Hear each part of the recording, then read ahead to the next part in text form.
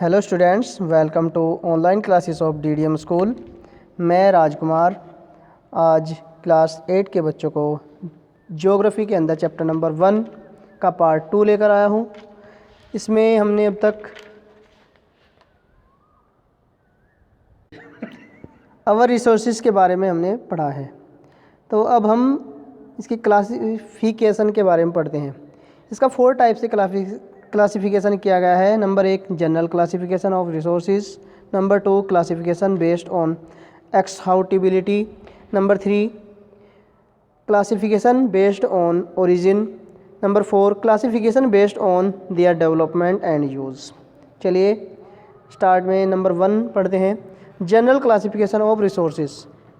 General classification resources भी 3 types के resources पाए जाते हैं, जैसे कि number 1 natural resources, human resources, human made resources.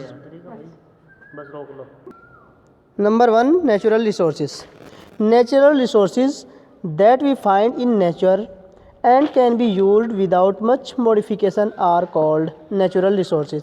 जिन रिसोर्सेज को हम बिना कुछ चेंजिंग किए हम खुद ऐसे के ऐसे ही यूज़ करते हैं, उन्हें नेचुरल रिसोर्सेज कहते हैं। जैसे कि example air that we breathe, water, sunlight, minerals, forest. Natural resources that we find in nature and can be used without much modification are called natural resources. यानी कि जिन रिसोर्सेज को हम बिना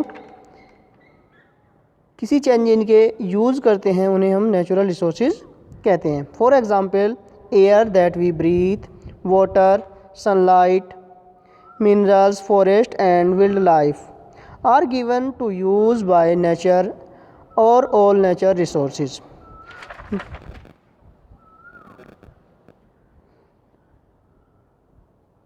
number 2 human resources. Human resources, these resources refer to the number and ability of the people, such that knowledge, health, skill and wisdom। जो resources हमें हमारे people के अंदर, लोगों के अंदर पहले से ही मौजूद होती है, जैसे कि नॉलेज उसके अंदर होती है, हेल्थ होती है, स्किल होती है, wisdom. Such that knowledge, health, skill and wisdom ये पहले से ही इंसानों के अंदर मौजूद होती है, तो यह ह्यूमन रिसोर्सेज कहलाते हैं। When the human beings create more resources, it is called human resources development। जब मनुष्य इन रिसोर्सेज को डेवलप करता रहता है, बढ़ाता रहता है, क्रिएटिविटी बढ़ाता रहता है, तो उसे ह्यूमन रिसोर्सेज डेवलपमेंट कहते हैं। Number 3 human made resources. Human made resources, these resources are created by human being from the material available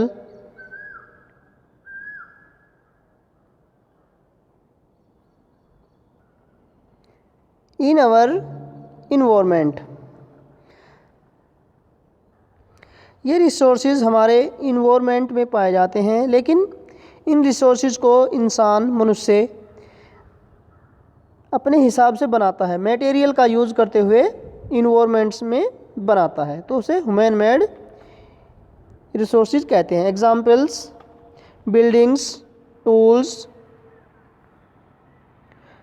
and other infrastructure are all example of human made resources. Classification number 2 classification based on exhaustibility, यानी कि उसके ख़त्म होने के बारे में classification किया गया है। जैसे कि number 1 renewable sources, number 2 non renewable resources. Renewable resources some resources do not get exhausted even after continuous use. यानी कि कुछ रिसोर्सेज ऐसे होते हैं जो ख़त्म नहीं होते हैं, समापन नहीं होता है, चाहे हम उनका कंटिन्यू यूज़ करते रहें, जैसे कि sunlight, wind, water, Sands etcetera.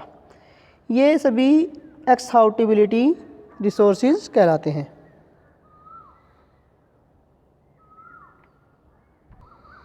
इन्हें हम रिन्यूएबल सोर्स कहते हैं क्योंकि ये समापन नहीं होते और बाद में रिन्यूएबल होते रहते हैं, नवीनीकरण इनका होता रहता है। Number 2, non renewable resources. Non renewable resources अनवीनीकरणीय या गैर नवीनीकरणीय रिसोर्सेज।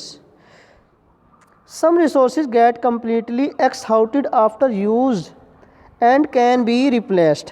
कुछ रिसोर्सेज ऐसे होते हैं जिन्हें यूज़ करने के बाद वह ख़त्म हो जाते हैं और उनकी जगह पर दूसरे रिसोर्सेज नहीं आते, उन्हें नॉन रिन्यूएबल रिसोर्सेज कहते हैं। जैसे कि आयरन, कॉपर, फॉसिल फ्यूल, कोयल, पेट्रोल एंड नेचुरल गैसेस। यह ऐसे रिसोर्सेज होते हैं जो एक बार ख़त्म हो जाएं तो यह दोबारा से उत्पन्न नहीं होते। Number 3, classification based on origin, यानी कि उत्पत्ति के आधार पर क्लासिफिकेशन। उत्पत्ति के आधार पर क्लासिफिकेशन हम कर सकते हैं 2 टाइप से, जैसे कि number 1 biotic resources, number 2 abiotic resources. Biotic resources क्या होते हैं? These are obtained from living organisms such as plants and animals. They include forest product, grasses, herbs, crops, wild and domestic animals, birds, fish, etc. They play an important role in satisfying our day-to-day needs. ऐसे resources जो जैविक resources होते हैं, जिनमें जीवन पाया जाता है, जो ग्रो करते हैं, उन्हें हम बायोटिक रिसोर्सेज कहते हैं।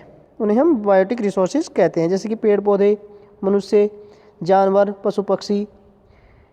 तो ये सभी हर्ब्स, ग्रासेस, ये सभी बायोटिक रिसोर्सेज के अंदर आते हैं। Number 2 abiotic resources. Abiotic resources these the are obtained from the non living और फिजिकल इन्वायरमेंट। वह रिसोर्सेज जो कि नॉन लिविंग यानी कि निर्जीव होते हैं, उन्हें हम एबायोटिक रिसोर्सेज कहते हैं। लाइक लैंड, वाटर और rocks and minerals are abiotic resources. Number 4 classification based on their development and use, यानी कि डेवलपमेंट और यूज के बेस पर कैसे इनका क्लासिफिकेशन किया जा सकता है। Number 1 actual resources, number 2 potential resources, number 3 reserve resources, number 4 stock resources. ये हमारे रिसोर्सेज होते हैं जो कि मिलते हैं। नंबर 1 एक्चुअल रिसोर्सेज, जो resources who qualities are known and which are being used by man are called actual resources. For example the coil reserve in Jharkhand are actual resources. जो रिसोर्सेज एक्चुअल में पाए जाते हैं उन्हें हम एक्चुअल रिसोर्सेज कहते हैं। जैसे for example the coil reserve in Jharkhand and actual resources. जैसे कि झारखंड के अंदर कोयल रिजर्व है तो उसे एक्चुअल रिसोर्सेज कहते हैं।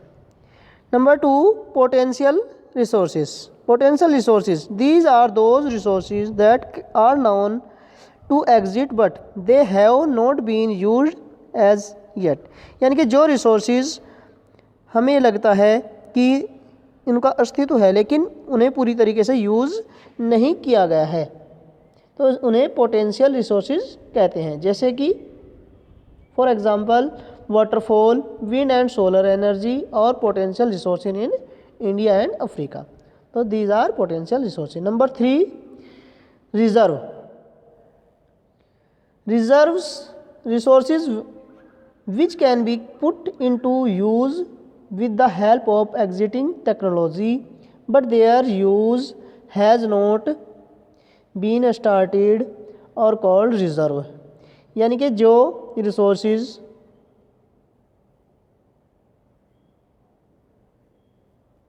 जिन रिसोर्सेज में टेक्नोलॉजी का यूज़ होते हुए टेक्नोलॉजी की सहायता से हमने रिज़र्व कर रखे हैं लेकिन उनका अभी तक हमने स्टार्टिंग नहीं की है और फ्यूचर में हम उम्मीद कर रहे हैं कि हम इसकी स्टार्टिंग कर सकते हैं।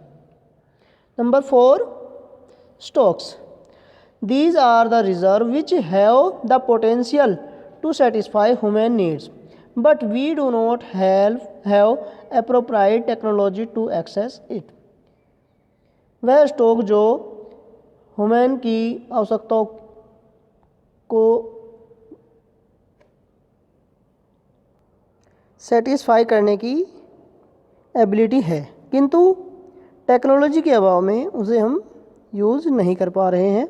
उसे हम स्टॉक्स कहते हैं, जो हमारे पास मौजूद रखा हुआ है जिसे हम यूज़ कर सकते हैं। तो बच्चों, यह थी हमारी class chapter number 1 our resources, और इसके आगे के बारे में हम नेक्स्ट क्लास में पढ़ेंगे। तो कैसी लगी है वीडियो? Thank you.